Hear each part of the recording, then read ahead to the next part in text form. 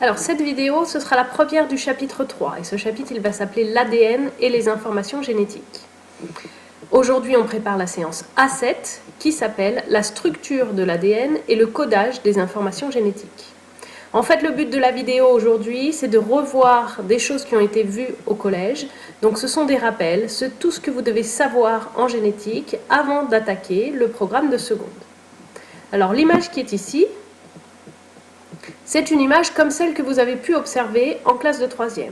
Ce sont des cellules vues au microscope et tout ce qui paraît noir foncé, ce sont les chromosomes qui sont faits d'ADN. Ce sont des notions qu'on va revoir dans cette vidéo. L'idée principale que vous devez retenir, c'est que l'ADN, c'est le support du programme génétique. L'ADN, c'est une molécule et c'est elle qui va porter les informations du programme génétique. Vous l'avez démontré en 3e.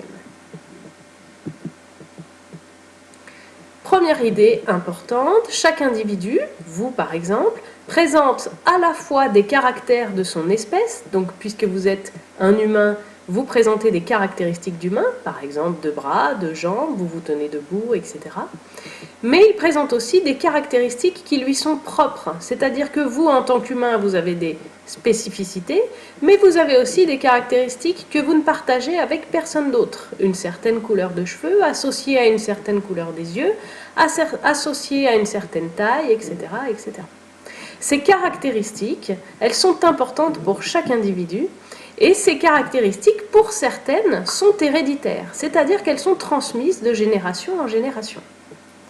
Les caractères héréditaires, ce sont les caractères génétiques. Ils sont codés par ce qu'on appelle notre programme génétique.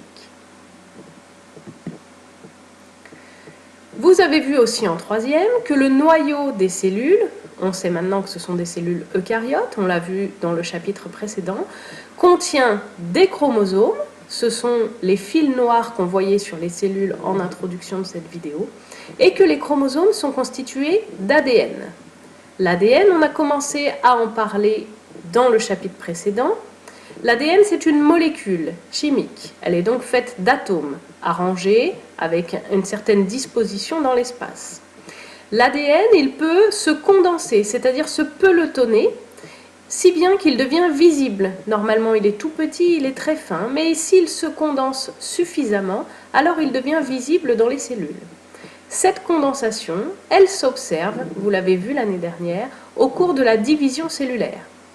Lorsque l'ADN est dans son état condensé, par exemple pendant la division cellulaire, alors les chromosomes sont bien visibles et c'est là qu'on peut les observer au microscope. En résumé, les cellules, il y en a une qui est dessinée ici à droite, contiennent, lorsqu'elles sont eucaryotes, un noyau. Dans ce noyau, il y a des chromosomes et vous avez un zoom à gauche sur un chromosome. Le chromosome, il peut être soit sous sa forme simple, soit sous sa forme double. Donc en forme double, il a une forme un petit peu en X. Cette forme en X, elle correspond à l'association de deux chromatides. Ce sont les deux bras verticaux d'un même chromosome. Et ces deux chromatides, elles sont attachées au niveau du centromère. Un chromosome, c'est donc de l'ADN. L'ADN, on va l'étudier dans la séance A7. Les informations portées par les chromosomes, ce sont des gènes. Et les gènes déterminent les caractéristiques des individus. Dernière image. Là, vous avez un chromosome représenté. Il est sous forme d'un chromosome simple. On dit qu'il ne porte qu'une chromatide. Et tout le long de ce chromosome, il y a un certain nombre d'informations. Ici, 3 informations sont représentées. Ce sont 3 gènes différents. Par exemple, le gène qui code pour la couleur des yeux, le gène qui code pour la formation des ongles, et troisièmement, le gène qui code pour la formation de l'os de la cuisse. Voilà 3 types d'informations, 3 gènes que portent tous les humains.